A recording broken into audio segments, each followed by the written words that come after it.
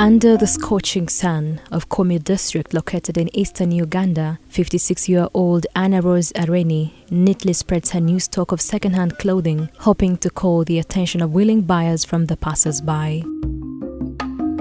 Hours pass, but no sale has been made. Hungry and without any money, she decides to run home to a one-bedroomed house in the middle of the town. This is the life she's become well accustomed to after the divorce with her now late husband. Life is not easy, my dear. Renting, the business I'm doing, the capital is not even beyond 200, and I have to pay the rent. I have to buy food for the children who are staying near the lake. I feel like even committing suicide because it is really too much beyond. I can't stand. It is so painful that I don't have anywhere to stay. And here the rent you don't have to miss, not even 1 month. You have to pay 2 months, 3 months. I'm just surviving. At times I survive by friends who help me. When she returned to her father's home after the divorce, she had been warmly welcomed by her brother, who later had a change of heart and eventually kicked her off the land.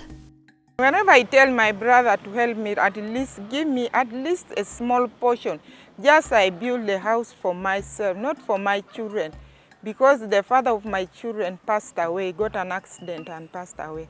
They have given them their own land, but for me, as the man chased me, 18 years, you cannot go and claim again for a property or for a garden. He has already distributed his land. So it is not easy for me. It is really painful and it's so hurting. Anna Rose's story reverberates across Teso region. Many women continue to suffer land-related injustices as a result of the restrictive culture norms that prevent the girl child from either inheriting land or even owning land.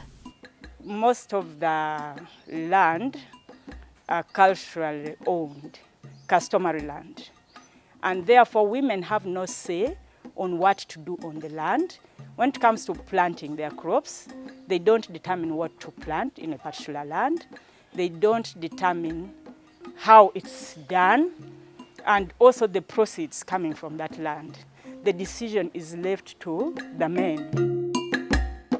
For Akidia Stella, who lost her husband in 1997, her problems were worsened by the fact that she did not bear any boy child with her late husband. Stella and her daughters were thrown out of her marital home and left in the cold.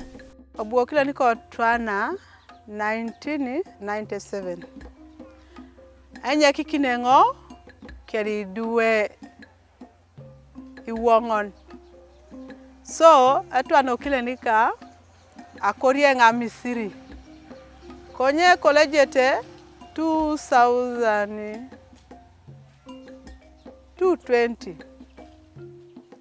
Obuneta kiro atakingango. I think akaijar amaria Misiri. Kera papa aka nachana okile nika. Her life eased up when she joined this group, Kumi Otaba Women's Group.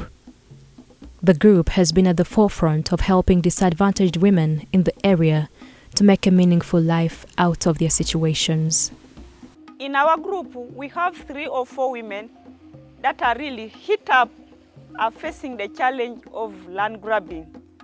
We have Mama, who is a widow, that has been grabbed land by her brothers-in-law after her losing her husband.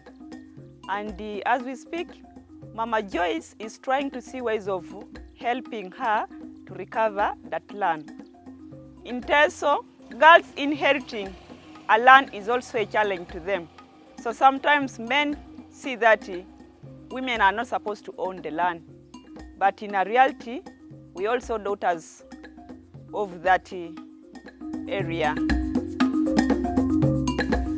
The cultural practice of denying women their rights to inherit land is deep-rooted in the patriarchal nature of many societies in Eastern Uganda, especially in the Teso sub-region, where land is communally owned under customary tenure. I want to talk about our setting. the Teso setting, the culture, land belongs to the men. Traditionally and culturally, women don't have inheritance on the land. It's mainly the boy children and the men who inherit the land. So women access land through their spouses or through their family, as a family land. But having land as a wife or as a woman is not a tradition of Teso. So that's where the challenge. So women, most of activities of women activities mainly rotate at the home and in the garden. Women, like in Kumi in particular, about 80%, all the labor work is by women in the land.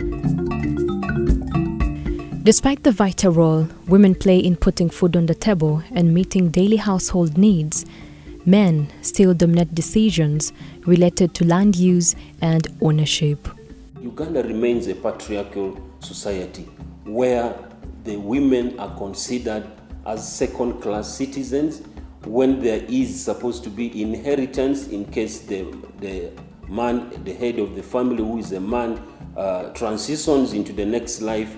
We're always looking for the male heir. In Uganda, the word heir is synonymous with a male child. And that is one of the things that are embedded in a patriarchal nature of our society that is not promoting the economic empowerment of women. Land still remains the biggest resource for economic empowerment for rural Ugandan women, and agriculture as the main economic activity. Women don't have proper access to land, and if at all they get, there are a lot of challenges. Even at her marital place, there are widows, there are those ones who sometimes buy land. And for us, women don't mind about taking the interest to seeing that her signature appears in a document. Then at home, when she comes home and she's given a portion of land, they will always tell her, you are here just temporarily. Action Aid International Uganda is implementing a 2-year project towards increased advocacy for women economic empowerment at local and national levels in Uganda.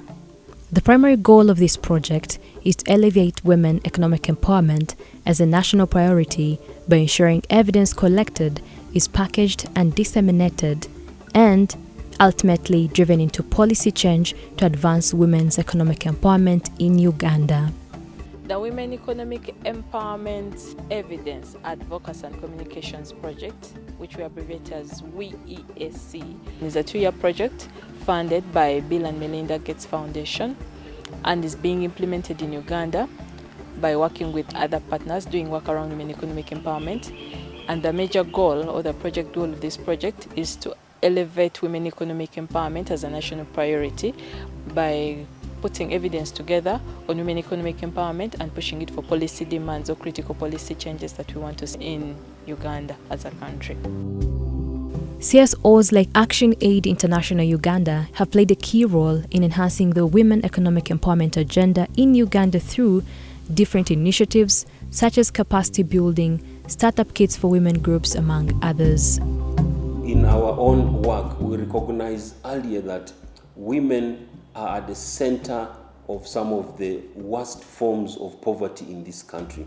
And so we deliberately work in our interventions to ensure that we prioritize women either with specific programs, such as the Women Economic Empowerment Program, where we're working with communities to ensure that the women groups, many times in markets, in cooperatives, some of them are survivors of violence, come together and that they're able to, with very minimal capital, transform themselves, participate in agriculture, produce high-yielding crops and feed their families, but also are able to sell the excess and send children to school. That is something that Action Aid is working on in different communities. In Kasasira village, Chibuko district, the Abakali Mbago Women's Development Group speaks out on the challenges they face in their day-to-day life. The patriarchal nature of the society still weighs down heavily on their progress in the journey to achieving independent economic stability. The the most important challenge that we are facing as women. These men, they are not respecting our rights. These men, they are not allowing us to give decision. We don't have decision making on land. Once you cultivate with them, they come up and say, you have nothing here, there is nothing to own. Because I'm a property and I do from morning up to evening, nothing to be paid. We do unpaid work. Etubanga oba tugula itakali. Enzo kubolimira nebao. Ati anu mweteketekero gula itakali wa ploti. Abasaiza baisu. Ayinza kusalawo gula itakali eryo. Tawukobera oyakulira zanyuma ati yagulire ploti. Oyagulire itakali. Tateka mama linago. Oluzanyuma itakali eryo agabira afu nomukala agabira gondi iwe nosigalira awo oti ogeze kweperepesa kadi tibakuyamba be. Tusobole tugule nyumba yaisu nomusaizo nga tuli bati. Then after sawe nomusaizo yafuire. Bana baganda bamufuata kutunde nyumba eyo. Tuzembulayo. Era tibali kumbala mu magezi. No wentumula tibawulisisia. Nimba koma anti bana gentumule doboziki. Kaisi mubulire ngomusaizo nali nkole naye bukole ate mane kimwa wonanga moneke bali bamaiti. Bali kuntulugunya ku bibi. Olubali bagabula itakali twakole naye. Nti tugulire ploti tibampaire ku. Na biro kwaba bakole ebyabwe. Na baire na pikipiki ne bagitunda. Nimba nente munana ne bagigoti yao. Ngatima tekado na kolumo. Omubula mu omusaizo naze mbensi gazire kanyumba ako. Kibali kutakesa we no kutunda. 56-year-old Damali, a group member of the Abakali Mbogo Women's Development Group, was on the verge of losing a piece of land she had bought with her money to her estranged husband, who claimed she had no rights to own land. She ran to Action Aid for support, and they helped her to temporarily hold on to her land. Ndi mufumbo nentugunyulizibirwe kuino kubanga omusaizo wange yatuukire no kwabe Kampala obuyayirire yatuukire okutaka ntole kuniki eitakali twaba mu Action Aid nantwale eyo tuwozya ninkola niki ni musinga tuzweyo batusindike polisi niwozya ni musinga twampolo boyshoni niwozya ninkola niki ni musinga nenge yanyagireka itakali nze tindi kuliri mabe era buli ekyalimire mu kujangaira tokikwatako ndiawo ntyo saa yatuukire ne mwesonyiwa nimukoba nti kankulekere niki eitakali olime ngewa waine nzo ku myaka gine gyendiku ndiku n'abaana noiza nontola kaitakali okola niki okulima. Christine Adongo from Kasasira Women's Group re-echoes Damali's sentiment. Despite being a community leader, her husband would not let her have control over her land. With constant sensitization, her husband reluctantly gave in, and she now has full access to her land. Because of the culture here, women are being treated as properties. A woman owning a land is a problem. Even if a woman has money buying a land, it is a problem. People take women as property who does not even need to own an asset. A government has tried to support women maybe by giving seeds like maize, like citrus.